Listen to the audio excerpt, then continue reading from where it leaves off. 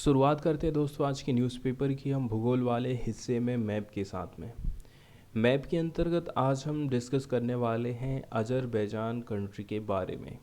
Azerbaijan की location कहाँ पर है, कौन कौन से देशों के साथ में ये बाउंड्री शेयर करता है और कौन कौन सी इसकी जियोग्राफिक इम्पोर्टेंट लोकेशन हमको देखने को मिलती हैं। तो यहाँ पर सामने आपको अजरबैजान दिखाई दे रहा है। कैस्पियन सागर इसके पूर्वी वाले हिस्से की तरफ में पड़ता है। पूरब में आप पूरा पूर्वी तट की तरफ जाएंगे, नॉर्थ से लेकर के साउथ तक पूरा आपको कैस्पियन सागर दिखाई देगा।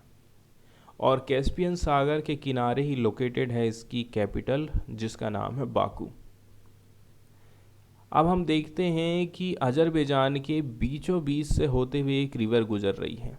ठीक है, आप ये देख लीजिए, जिसका नाम है कुरा रिवर। ये कुरा रिवर, इसकी एक सहायक नदी भी है आराज रिवर। कुरा रिवर जाकर के कहाँ गिरा रही है अपने पानी को, कैस्पियन सागर में। और भी कुछ कुछ सिटीज़ ऐसी हैं जो कि कैस्पियन सागर के किनारे लोकेटेड हैं, जैसे कि कचमाज और सुमकीत। इसके अलावा ये है लंकरन, एस्ट्रा, और ये क्या है, खान कांडी। तो ये वाला जो एरिया है इसका बॉर्डर वाला एरिया हो जाता है। कौन कौन से देशों के साथ में अपनी बॉर्डर को शेयर कर रहा है, तो नॉर्थ की तरफ में रसिया के साथ में पहली सा बॉर्डर साझा हो रही है। इसके बाद जॉर्जिया के साथ में अपनी बाउंड्री को शेयर करता है, जिसकी राजधानी है तबलीसी। ये जॉर्जिया है और ये तबलीसी है। तबलीसी भी क्यूरा रिवर के किनारे लोकेटेड है। और यहाँ पर आपको एक रिजर्वायर भी देखने को मिलेगा, मिंगा सेवियर रिजर्वायर। फिर जॉर्जिया के नीचे जब आप जाते हैं तो आर्मेनिया के साथ में काफ़ी बड़ा हिस्सा ये शेयर करता है। ये देख लीजिए आप, यहाँ से लेकर के यहाँ ये पूरा इस प्रकार से आर्मेनिया के साथ में अपनी बॉर्डर को शेयर करता है।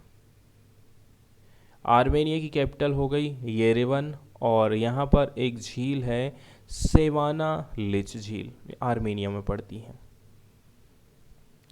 फिर और हम नीचे की तरफ में जाते हैं तो ईरान पड़ जाता है। ईरान के साथ में अपनी बॉर्डर को शेयर करता है।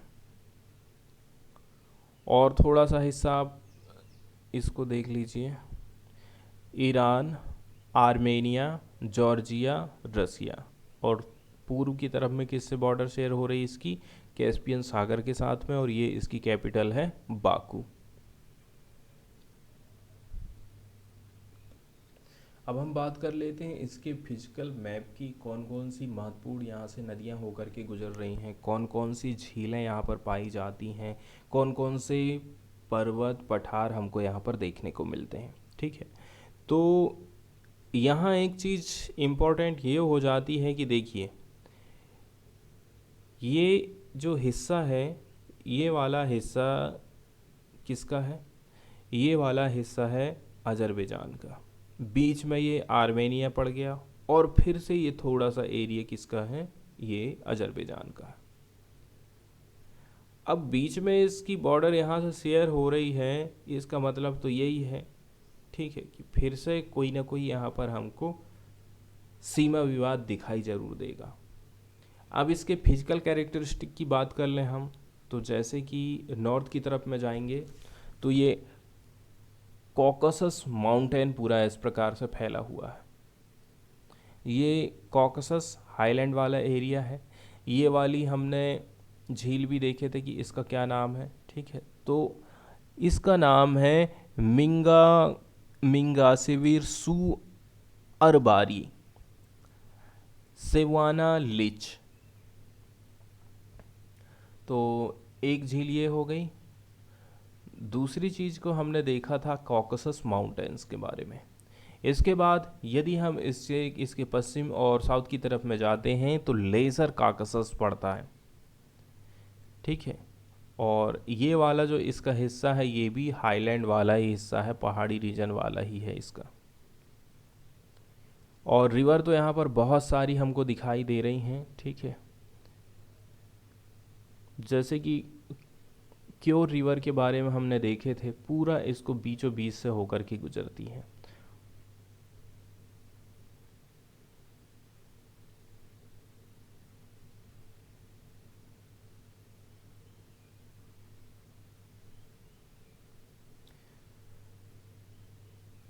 तो ये जो रिपब्लिक ऑफ अजरबैजान है ये लोकेटेड है Caucasus meeting point Europe and Asia. ठीक है, तो एक ऐसी जगह पर ये लोकेटेड है जहाँ पर यूरोप और एशिया आपस में मिलते हैं, जिसको हम यूरेशिया कहते हैं। ये सिचुएटेड है उस जगह में जहाँ पर वेस्ट एशिया और ईस्ट यूरोप शेयर करते हैं अपनी बॉर्डर को। ठीक है, इसकी बॉर्डर हमें मिलती है रसिया के साथ में नॉर्थ में, जॉर्जिया के साथ में नॉर्थ ईस्ट वेस्ट में, आर्मेनिया के साथ में वेस्ट में, और ईरान इसके साउथ में पड़ता है, और कैस्पियन सागर इसके ईस्ट में पड़ता है। It also shares a small border with Turkey to the north west. एक चीज़ यहाँ पर और इम्पॉर्टेंट हो गई कि टर्की के साथ में भी अपनी बॉर्डर को शेयर करता है। अब इसकी लोकेशन बताई जाती है कि कितने डिग्री नॉर्थ, कितने डिग्री साउथ, कितनी अक्षांश, कितनी देशांतर, तो ये हमारे लिए इम्पोर्टेंट नहीं होता है। वहीं यदि हम देखें कैस्पियन सागर के साथ में, ये लगभग 800 किलोमीटर की बाउंड्री को शेयर करता है। The most dominant mountain range country is located the north end is called greater Caucasus mountain. तो जो ग्रेटर कॉक्सस माउंटेन है वो इस कंट्री के नॉर्थ में पाया जाता है। Centre of the country is dominated by massive flat land, और बाकी बीच का जो हिस्सा आप देख रहे हैं ग्रीन कलर यहाँ पर, ये हिस्सा है इसका फ्लैट लैंड वाला है, मैदानी हिस्सा है, जैसे कि सिरवान डुजू, मिल डुजू, मुगन डुजू, इनका भी उल्लेख अभी आप आगे देखेंगे।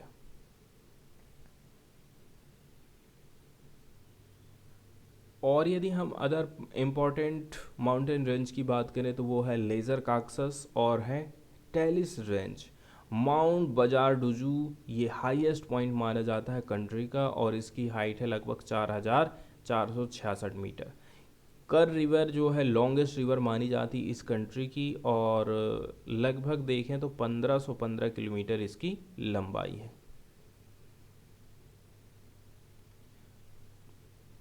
तो ये हो गया नेक्स्ट वन। ठीक है, यहाँ पर भी हमको पर्वत वगैरह देखने को मिल गए।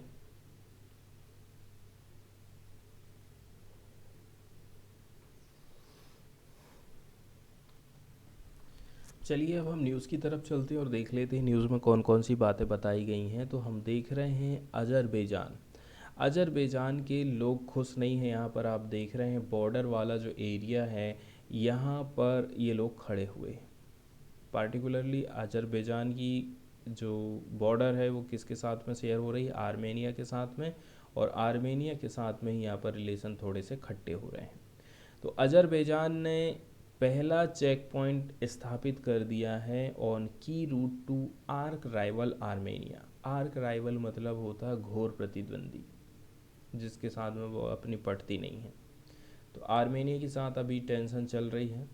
अजरबैजान ने संडे के दिन सेटअप कर दिया है एक चेक पॉइंट को। The only land link between Armenia and Nagorno Nago Nagorno Karabakh enclave. कौन सा एरिया है, नेगोर्नो काराबाग रीजन है ये। यहाँ पर एंग्री रिस्पॉन्स मिल रहा है येरेवन को, आर्मेनिया को। The move fuels tension between ex Soviet Caucasus nation.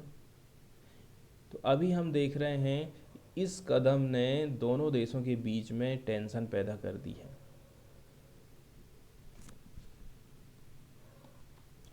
अब सीधे हम चलते हैं नॉर्थ ईस्ट रीजन की तरफ में और देख लेते हैं नॉर्थ ईस्ट की तरफ से जो फोकस पॉइंट है इस एडिटोरियल में किया जा रहा है।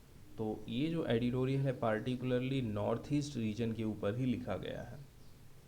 यहाँ एक वर्ड यूज़ किया गया है ट्रॉइका। ट्रॉइका का मतलब होता है 3 लोगों का ग्रुप जिसमें 3 चीज़ें शामिल हैं, उसको हम ट्रॉइका बोलते हैं। तो एक नया ट्रॉइका तैयार किया जा रहा है इंडिया के नॉर्थ ईस्ट रीजन की तरफ से, आर्टिकल में बताया जाता है। तो जो नॉर्थ ईस्ट रीजन है, जिसमें इंडिया के 8 नॉर्थ ईस्ट स्टेट आ जाते हैं। कौन कौन से राज्य शामिल हैं? अरुणाचल प्रदेश, असम, मणिपुर, मेघालय, मिजोरम, नागालैंड, त्रिपुरा और सिक्किम। यहाँ पर हमको कुछ ड्रामेटिक चेंज देखने को मिल रहे हैं। It has overcome several security challenges but not all. जो सिक्योरिटी चैलेंजेस थे वो हमको यहाँ पर दिखाई दे रहे थे। इसके साथ साथ में आज के टाइम में ये जो एरिया है इकोनॉमिक डेवलपमेंट की ओर बढ़ रहा है। Political changes have been helpful. यहाँ जो पॉलिटिकल चेंज आए हैं काफ़ी हेल्पफुल रहे हैं। So is the extensive web of linkage with neighbouring Bangladesh. इसके साथ साथ में ये जो रीजन है बांग्लादेश के साथ में कनेक्टिविटी प्रोवाइड करने के लिए इम्पोर्टेंट हो जाता है। इसके बावजूद जापान इमर्ज होके आया है as a significant development partner for both India and Bangladesh. तो इंडिया के लिए भी हेल्प करता है जापान, बांग्लादेश के लिए भी हेल्प करता है। तीसरे नंबर का जो इंडिया जापान इंटेलेक्चुअल डायलॉग है, third India Japan intellectual dialogue, जिसकी डेट है 11 से 12 अप्रैल 2023 के बीच में। इसको होस्ट किया गया था एशियन कॉन्फ्रेंस एस्कॉन, कहाँ पर? अगरतला में, त्रिपुरा। तो ये एक आइडियल अपॉर्चुनिटी थी, कैसे करके हम एसेस कर सकते हैं इवॉल्विंग थिंकिंग ऑफ एक्सपर्ट लोग शामिल करना है हमन को, अपन को पॉलिसी मेकर लोगों को शामिल करना है। इससे ये पता चला है करेंट जो दशक है ये प्रोड्यूस कर सकता है कुछ path breaking changes north east region में, bringing the troika of Bangladesh, India and Japan closer. तो जो ट्रॉयका वर्ड यहाँ पर इस्तेमाल किया गया था वो 3 देशों के लिए इस्तेमाल किया गया है, बांग्लादेश, इंडिया और जापान के साथ में। विज़न और अपॉर्चुनिटी हम देख लेते हैं, क्या क्या विज़न रखे गए हैं और क्या क्या हमारे पास अपॉर्चुनिटीज़ हैं। तो एक जो महत्वपूर्ण प्रोजेक्ट है वो है development of Matarbari deep sea port. Matarbari deep sea port ये भी हमारे लिए इम्पोर्टेंट हो जाता है।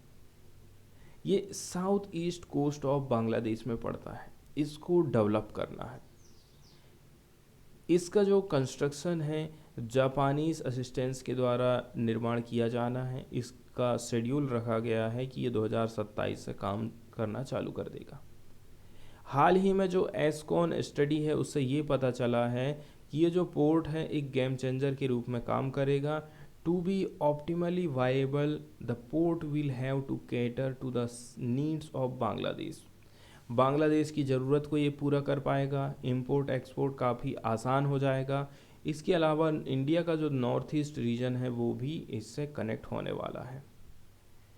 तो जो लॉन्ग टर्म का विज़न है बांग्लादेश के लिए, इसके साथ साथ में नॉर्थ ईस्ट के लिए, ये एक हब हमें बनाना है, एक की इंडस्ट्रियल कॉरिडोर इस रीजन में हमें बनाना है, serving A population of 220 million, जो कि 220 मिलियन पॉपुलेशन का पेट भर सके। हिरोशिकी सुजुकी जापान की एम्बेसडर हैं, कहाँ पर? इंडिया में। उन्होंने जोर दिया है एक कॉन्फ्रेंस में that while increase connectivity of road की कनेक्टिविटी बढ़ाना, रेलवे, ये हमारे लिए इम्पोर्टेंट हो जाते हैं। It is not enough without creation of a regional industrial value chain. इन सब के बिना हम इंडस्ट्री की कल्पना ही नहीं कर सकते। इसीलिए जो तेज़ी के साथ में इंडस्ट्रियलाइजेशन है सेक्टर का, where the northeast enjoys competitive advantage assume significance। ये प्लान काफ़ी अच्छा है because it ensures that new connectivity links will be fully utilized and productive। क्योंकि अभी जो कनेक्टिविटी लिंक की हम बात कर रहे हैं इनका आप पूरी तरह से इस्तेमाल कर लेंगे और ये काफ़ी प्रोडक्टिव भी होने वाली हैं। तो जो रोड है, पोर्ट्स हैं, must be accompanied by job opportunities. इस प्रकार के रोड और पोर्ट जो होते हैं वो रोज़गार को लेकर के आते हैं, जॉब की अपॉर्चुनिटी लेकर के आते हैं। That can come only from new industrial enterprises setup with national and foreign investment, जो कि कब संभव होता है, जब हमारे देश में कोई भी नई कंपनी आएगी तो नए नए वर्करों को वो लेगी, या फिर कहीं पर फॉरेन इन्वेस्टमेंट हो रहा है तो वहाँ पर भी हमको रोज़गार देखने को मिल जाता है। तो जो जॉइंट फोकस रखा गया है वो है कंप्रहेंसिव कनेक्टिविटी के ऊपर रखा, संपूर्ण रूप से कनेक्टिविटी होना चाहिए।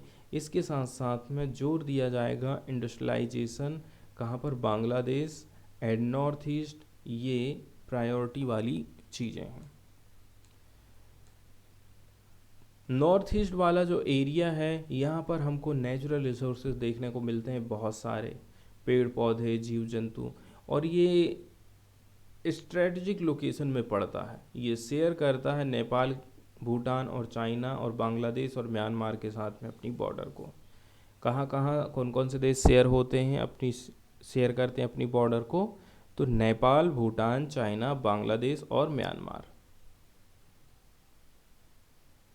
यदि हम क्रिएट करते हैं एक वैल्यू चेन, इसके अलावा मैन्युफैक्चरिंग प्रोडक्ट की, इससे क्या होगा, should encompass diverse sectors such as agro processing, man-made fiber, handicraft, assembly of two-wheelers and perhaps mobile phone, pharmaceutical। यदि आप इस चीज़ का फ़ायदा उठा पाए ना तो बहुत सारी कंपनियां तो आपकी यहीं पर खड़ी हो जाएंगी। यहाँ की पॉपुलेशन है, इसको आप अच्छी शिक्षा दीजिए। Already excel in service sector drawing potential investor attention. इससे क्या होगा, यदि आप अपने बच्चों को अच्छी शिक्षा देते हैं तो बाहर की जो कंपनियां हैं वो अट्रैक्ट होंगी, क्योंकि उनको स्किल वाले वर्कर यहीं पर मिल जाएंगे, ठीक है, सस्ते दरों पर मिल जाएंगे। आगे हम चैलेंजेस की चर्चा कर लेते हैं कि इस क्षेत्र में हमें कौन कौन से चैलेंजेस देखने को मिलने वाले हैं। तो ये कोई बात नहीं है, ये कोई नई बात नहीं है कि हम इस एरिया में चैलेंजेस को नहीं फेस कर रहे हैं। चैलेंजेस को हम एड्रेस कर सकते हैं, इसके लिए हमें एक्सपांड करना पड़ेगा हमारी पॉलिसी के कन्वर्जेंस को, ठीक है। कन्वर्जेंस का मतलब होता है अभिसरण, ठीक है। अभिसरण का मतलब होता है सम्मिलन, मतलब बहुत सारी जो स्कीम हैं उनका हमें क्या करना है, कन्वर्जेंस करना है, और इसके लिए हमें लोगों को एक साथ में लेकर के आना पड़ेगा। इसके साथ साथ में जो जापान की बात कर रहे हैं एज ए सिंगल इन्वेस्टर, ये जापान जो है सिंगल इन्वेस्टर माना जाता है नॉर्थ ईस्ट रीजन में, और ये जो है अनवर्केबल है, अव्यवहारिक बात हम इसको बोल सकते हैं। Indian companies too must invest, यहाँ पर इंडियन कंपनीज को भी इन्वेस्ट करना पड़ेगा। इंडिया को अपना ईज करना पड़ेगा जो रिस्ट्रिक्शन लगाते हैं हम flow of investment from Bangladesh. Bangladesh से जो फ्लो होता है, आवाजाही होता है इन्वेस्टमेंट का, उसको आप फ्री तरीके से होने दीजिए। The three governments should also force closer linkage of economic cooperation. इसके अलावा जो तीनों की सरकारें हैं उनको ध्यान ये रखना है कि हमें क्लोजर लिंकेज बनाना है इकोनॉमिक कोऑपरेशन के लिए। ये एक इम्पॉर्टेंट आर्ग्यूमेंट है, ठीक है, जिसको कौन दिया था, बांग्लादेश के Shahi Shahriar Alam, minister of state and foreign affair हैं।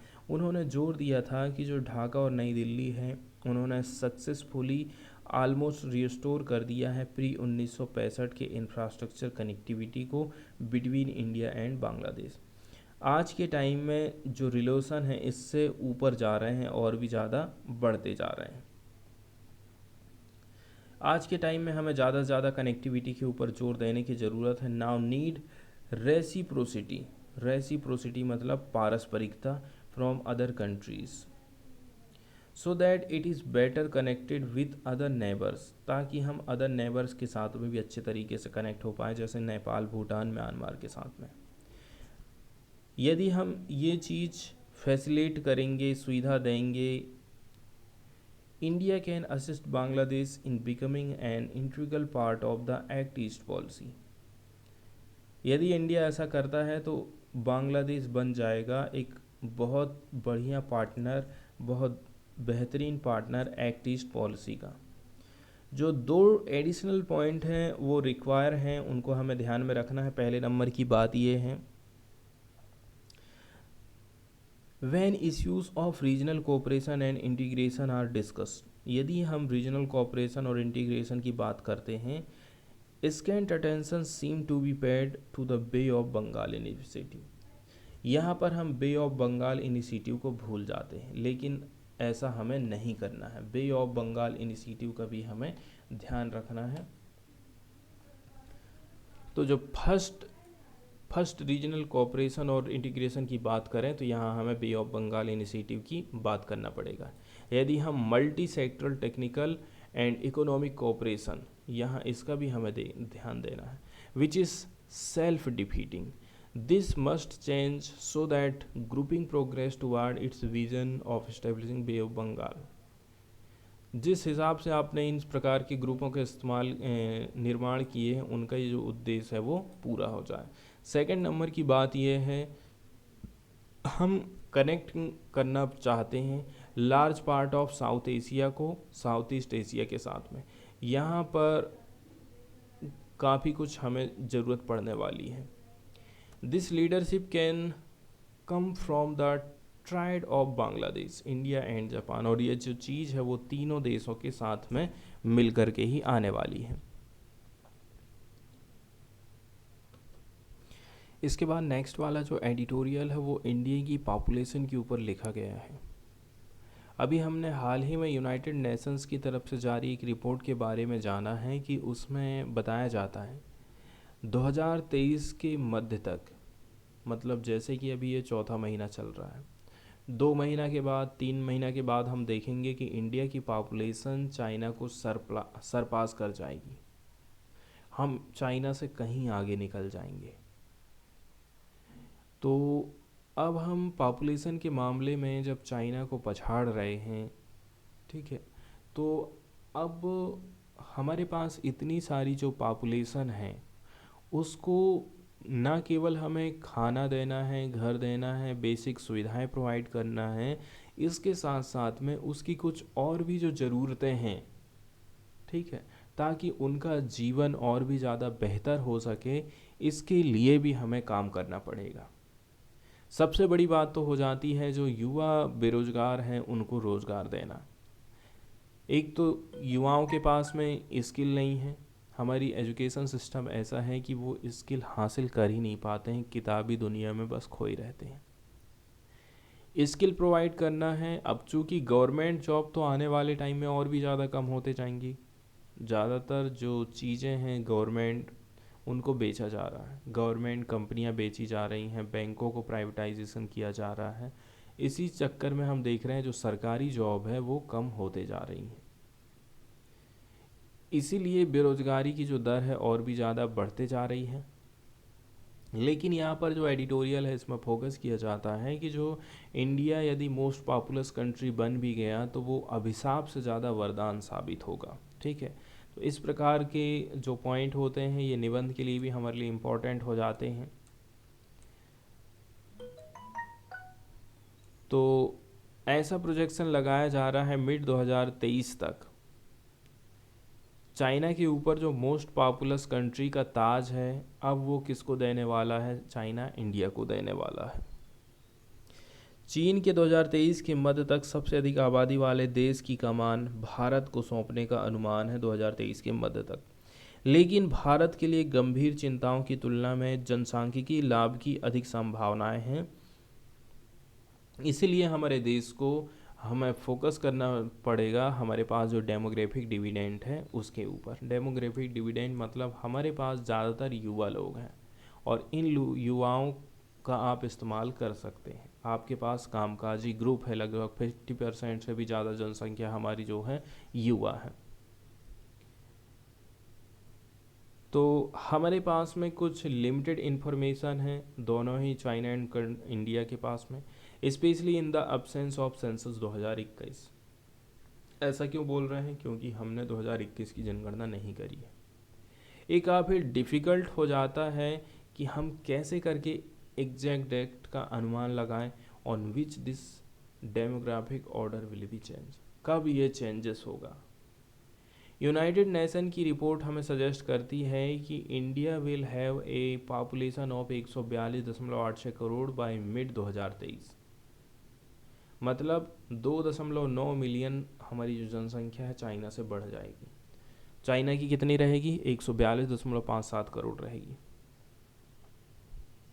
सो what are the opportunities and cost? क्या क्या हमारे लिए अपॉर्चुनिटी है और क्या क्या हमारे सामने चुनौतियां आने वाली हैं?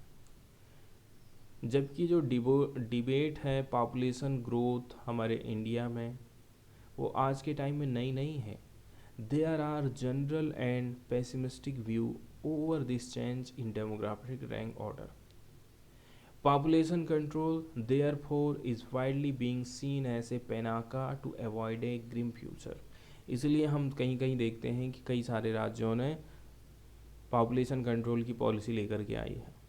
कहा है कि एक बच्चे से ज़्यादा पैदा करोगे, दो से ज़्यादा पैदा करोगे तो हम सरकारी नौकरी नहीं देंगे, सरकारी स्कीम का लाभ नहीं देंगे। जिस प्रकार से असम में भी हम इस प्रकार की घटनाएं देखेंगे। तो आज के टाइम में ज़रूरत है कि इस इशू के ऊपर आप गहराई से ध्यान दें from an empirical and scientific perspective.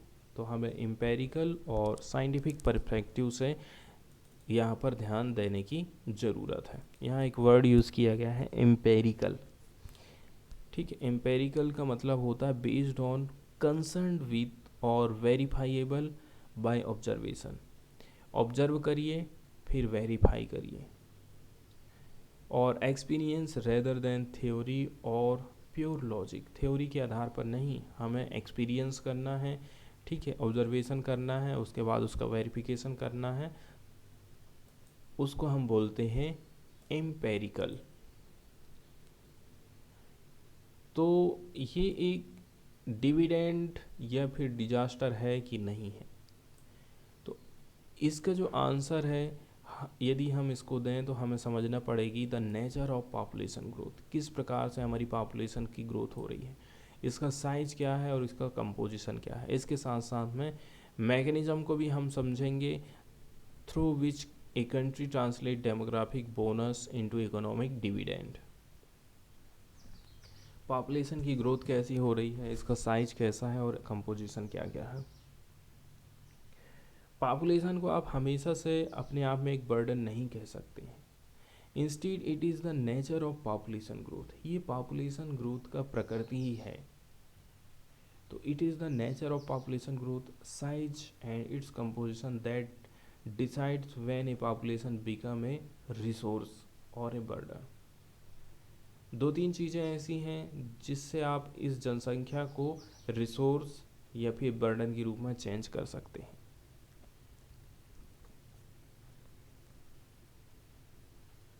अब हमारे पास जो पॉपुलेशन की कैपेसिटी है, इसका हमें फ़ायदा उठाना पड़ेगा। Carrying capacity is not just per capita availability of natural resources, it is a dynamic concept which changes according to the changing technology, the efficiency of production and consumption system of a country. Carrying capacity हम किसको बोलेंगे? Per capita कितना किसके पास natural resources है उसको नहीं बोलते हैं। ये एक ऐसा कॉन्सेप्ट है जिसके अंतर्गत टेक्नोलॉजी चेंजेस देखने को मिलता है, प्रोडक्शन की हमें दक्षता देखने को मिलेगी, कंजप्शन भी ज़्यादा से ज़्यादा होता है हमारे देश का। यदि हम बढ़ती हुई जनसंख्या के ऊपर और भी ज़्यादा गहराई से सोचते हैं तो पता चलता है कि क्या भारत की जनसंख्या अधिक है जो वहन क्षमता को बाधित कर सकती है। Weather India has over population, बहुत ज़्यादा पॉपुलेशन हो गई है जो कि डिस्टर्ब करेगी कैरिंग कैपेसिटी को। हम देखते हैं हमारे देश में जो टोटल फर्टिलिटी रेट है वो 2 की है 2023 में। इंडिया ऑलरेडी अभी जो है रिप्लेसमेंट लेवल पर है फर्टिलिटी के। इसका मतलब ये है 2 चिल्ड्रन रिप्लेसिंग देयर पेरेंट। इसका इंडिकेशन ये है कि जो पॉपुलेशन है वो स्टेबलाइजेशन के रास्ते पर चल रही है। फिर भी it continue to experience positive growth, फिर भी पॉजिटिव ग्रोथ होते रहेगी, लेकिन गिरावट देखने को मिलेगी 2064 तक। इसके बाद निगेटिव ग्रोथ चालू हो जाएगी।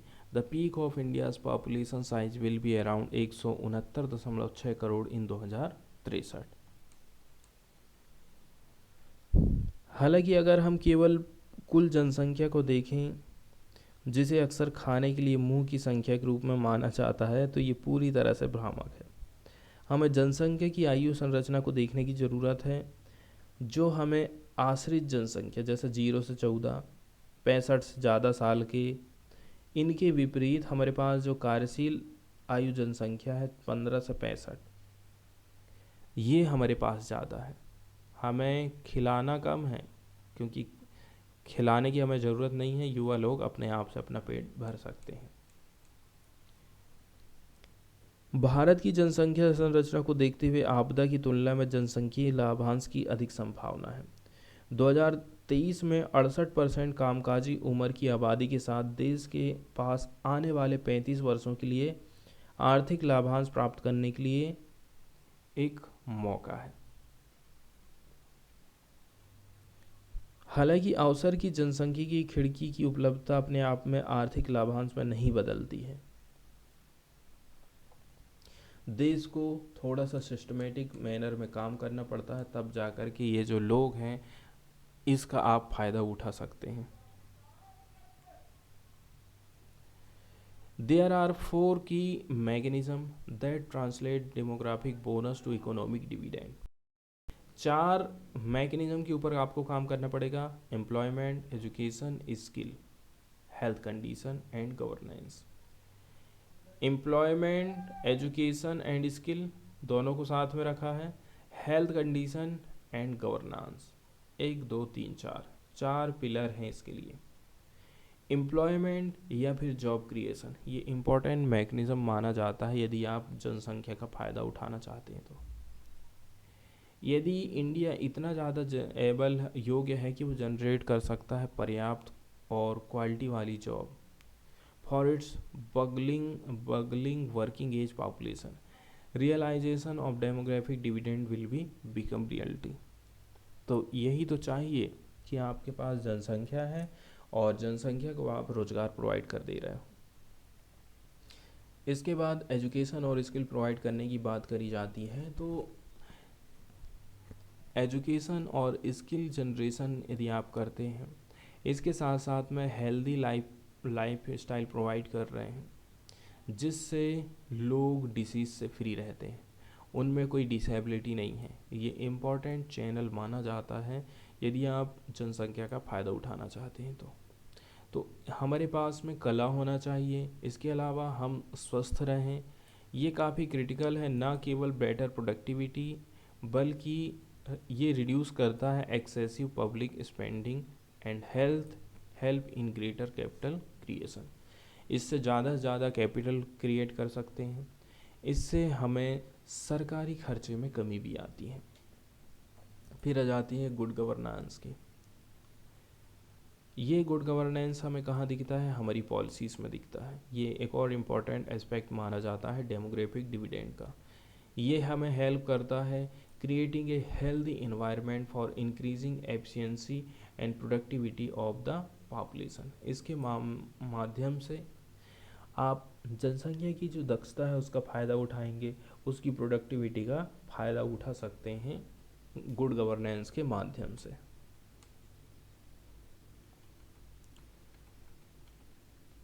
अब पर्सपेक्टिव की बात करें तो जो अपॉर्चुनिटी है और जो कॉस्ट है, ये 2 साइड माने जाते हैं किसी भी सिक्के की, यदि कोई कंट्री वर्ल्ड की मोस्ट पॉपुलस कंट्री बन रही है तो। हालांकि हमारे देश में यंगर पॉपुलेशन है, ये प्रोवाइड करती है higher support ratio. There is a lesser disease, lesser disability, lesser caring burden. मतलब आपके पास युवा है, मतलब आपके पास बीमारी नहीं है, आप डिसेबल नहीं हैं, आपको केयरिंग की ज़रूरत नहीं है। इंडिया की जो अपॉर्चुनिटी है उसे देखना चाहिए in comparison to the consequences of population decline and ageing across some countries. दूसरी कंट्री को भी देखिए जहाँ पर लोग बूढ़े हो रहे हैं, Japan, China, America and other major economy. इनमें से जो मेजॉरिटी है implementing pronatalistic policies to improve birth rate. ये देश क्या काम कर रहे हैं, लोगों को बोल रहे हैं कि आप एक बच्चे से दो बच्चे, दो बच्चे से तीन बच्चे पैदा करिए। However these actions have shown to be largely ineffective. लेकिन ये जो उपाय हैं इफ़ेक्टिव नहीं रहते। एक बार यदि फर्टिलिटी का रेट डिक्लाइन करना चालू कर दिया तो समझ लीजिए फिर उसको आप रिवाइव नहीं कर सकते हैं। इस हिसाब से देखें तो इंडिया के पास में पोटेंशियल है कि वो वर्ल्ड वाइड मार्केट बन सकता है प्रोडक्शन और कंजप्शन के मामले में, with lower manufacturing cost due to relatively cheap workforce. हमारे देश में सस्ता वर्कफोर्स अवेलेबल है, आप मैन्युफैक्चरिंग सस्ते दर पर कर सकते हैं। और ये एग्जाम्पल हमें इंडिया के आईटी सेक्टर से देखने को मिल जाता है। वहीं हमारे पास जो डेमोक्रेटिक अपॉर्चुनिटी है, हमारे पास जो ये जो युवा लोग हैं, ये greater share of working age population है, इसके पास क्षमता है कि पर कैपिटा जीडीपी को ये लोग बढ़ा सकते हैं 43% 2061 तक। इसी समय यदि हम देखें टोटल फर्टिलिटी रेट की, वो 1.8 है और ये इकोनॉमिकली बेनिफिशियल नहीं है इंडिया के लिए। तो कुनो नेशनल पार्क के बारे में थोड़ी सी हम बेसिक जानकारी देखेंगे। इसके साथ साथ में जो नामीबियन चीता लाने की बात की जा रही थी हमारे देश में, चीते हमारे देश में लाए भी गए हैं, कुछ नामीबिया से लाए गए हैं और कुछ साउथ अफ्रीका से लाए गए हैं। हमारे देश में 1952 के बाद से चीता नहीं देखा गया है, लगभग 74 साल हो चुके हैं। फिर से चीता लाने की बात करी जा रही है कि हम जो है 740 स्क्वायर किलोमीटर का जो कुनो वाइल्ड लाइफ सेंचुरी है, नेशनल पार्क है, यहाँ पर इनको लाएंगे और यहाँ पर इनको छोड़ देंगे। तो ये जो मध्य प्रदेश है ये रहा आपका कुनो नेशनल पार्क, झांसी, ग्वालियर, ठीक है, और ये मुरैना वाला जो रास्ता है, इसी से यदि आप इस तरफ में आते हैं, पश्चिम की तरफ में आते हैं, तो पड़ता है आपका कुनो नेशनल पार्क। 8 चीता हम लाएंगे, बात किए थे कि नामीबिया से, जिसमें 5 फीमेल रहेंगे और 3 मेल रहेंगे और इनकी एज रहेगी 4 से 6 साल की। 12 चीता हम लाएंगे कहाँ से, अफ्रीका से। वहीं यदि देखें कि कितना रुपया इस स्कीम में हमने खर्चा करे हैं, तो 90 करोड़ रुपया का बजट रखा गया था। और इसके साथ साथ में प्रत्येक चीता को 2 से 3 किलो मीट दिया जाएगा, विल बी गिवन 2 से 3 kg ऑफ मीट एवरी 2 से 3 days during the quarantine. World wide देखें तो 7000 चीते हैं टोटल, उसमें से 4500 साउथ अफ्रीका में हैं। और south African चीताज genetically the most diverse. South African जो चीते हैं उनका जेनेटिक अध्ययन जब करते हैं तो काफ़ी डाइवर्स माने जाते हैं। जितने भी चीता की स्पीसीज़ है ये ओरिजिनेट हुई है फ्रॉम साउथ अफ्रीकन स्पीसीज़। तो ये भी एक इम्पॉर्टेंट फैक्ट यहाँ पर हो जाता है। इसके बाद अगली जो न्यूज़ हम देखने वाले हैं, हमारी सरकार बहुत सारे सेंसर लगाने वाली है ताकि इन सेंसर की मदद से हम मॉनिटर कर सकें ग्राउंड वाटर की क्वालिटी का। ज़मीन के भीतर मौजूद भूजल, ठीक है, ग्राउंड वाटर, इसकी क्वालिटी कैसी है, इसको मॉनिटर करने के लिए सरकार कुछ सेंसर लगाने जा लेगा। तो जल शक्ति मिनिस्ट्री काम कर रही है एक एम्बिशियस प्लान कि हम डिप्लॉय करेंगे बहुत बड़ा नेटवर्क ग्राउंड वाटर सेंसर्स का, जो कि कंटिन्यूसली डिपेंड करेगा, रिले करेगा, प्रोवाइड करेगा इंफॉर्मेशन ग्राउंड वाटर लेवल की, इसके साथ साथ में degree of contamination down to the taluk level. तो ये जो काम है तालुका लेवल पर किया जाएगा, उसमें क्या क्या अशुद्धियाँ हैं, ठीक है, अभी ग्राउंड वाटर का लेवल कितना है, ये जानकारी प्रोवाइड करी जाएगी। Currently, such information is only measured a handful of times a year and a communicated via report of the Central Groundwater Board. आज के टाइम में ऐसा हो गया, इस प्रकार की इन्फॉर्मेशन हमें चाहिए तो हमें काफ़ी टाइम लग जाता है मेज़रमेंट करने में। इसके अलावा सेंट्रल ग्राउंड वाटर बोर्ड की जो रिपोर्ट जारी की जाती है उससे हमें ये सब चीज़ें पता चलती हैं। हम एक नेटवर्क को इस्टेब्लिश करेंगे, स्थापित करेंगे, जो कि कंटिन्यू मेजर करते रहेगा पानी की क्वालिटी को, feed it into centralised network such as that of national water informatics centre. ये जानकारी कहाँ देगा? सबसे पहले नेशनल वाटर इंफॉर्मेटिक्स सेंटर में देगा। इससे इसकी मॉनिटरिंग की जाएगी और ये जो ग्राउंड वाटर है हमें विजिबल हो जाएगा, much same way as air quality and meteorological variables. जैसे कि हम हवा की क्वालिटी को नापते हैं, एयर का प्रेशर कितना है, मॉइस्चर कितना है, परसिपिटेशन क्या है, आज के टाइम में हम इन सब चीज़ों का मेजरमेंट कर सकते हैं। हम पोटेंशियली रूप से प्रोवाइड करेंगे ग्राउंड वाटर फॉरकास्ट किसानों को, ठीक है, जो कि काफ़ी हेल्पफुल रहेगा उनको खेतों में बुआई करने के लिए। एंड अपडेटेड एडवाइजरी भी जारी करेंगे और इससे जो ग्राउंड वाटर का एक्सट्रैक्शन है उसको लेकर के राज्य सरकारें कुछ पॉलिसी बना सकते हैं। और कुछ कुछ जो इन्फॉर्मेशन है ना इंटरनेशनल ट्रीटीज़ के हिसाब से देखें, लेकिन ज़्यादातर जो इन्फॉर्मेशन है वो लोग एक्सेस कर पाएंगे। अभी फ़िलहाल में जो सेंट्रल ग्राउंड वाटर बोर्ड बनाया गया है वो किसके ऊपर डिपेंड करता है? हमारे पास में 26,000 कुओं का एक नेटवर्क है, ग्राउंड वाटर ऑब्जर्वेशन वेल्स का नेटवर्क है, जिसमें हमें रिक्वायरमेंट रहती है टेक्नीशियन की।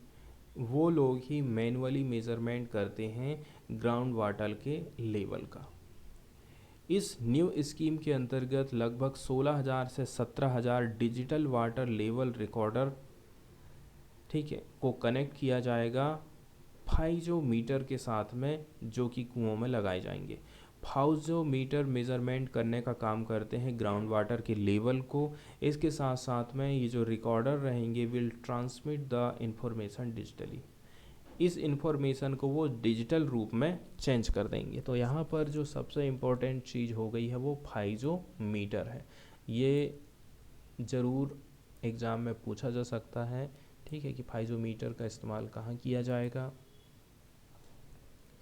आने वाले 3 साल में CGWB central water board, central ground water board, ठीक है, इसने उद्देश्य रखा है कि हम इंक्रीज़ करेंगे इस नेटवर्क को, ठीक है, और जो 26,000 से 40,000 हो जाएगा। जबकि when combined with similar network possessed by the other institution, state bodies, agriculture and meteorological department, India will have 67,000 digitally recordable unit to monitor ground water dynamic. अब CGWB संस्था, ठीक है, in charge of national aquifer mapping programme that as of March has mapped countries aquifers 8 resolution of 1:50,000 and under the second phase of the program expect to improve the resolution by 5 times। अभी जो resolution है 1:50,000 का है, इसको और भी ज़्यादा हम अच्छा करना चाहते हैं, बेहतर करना चाहते हैं।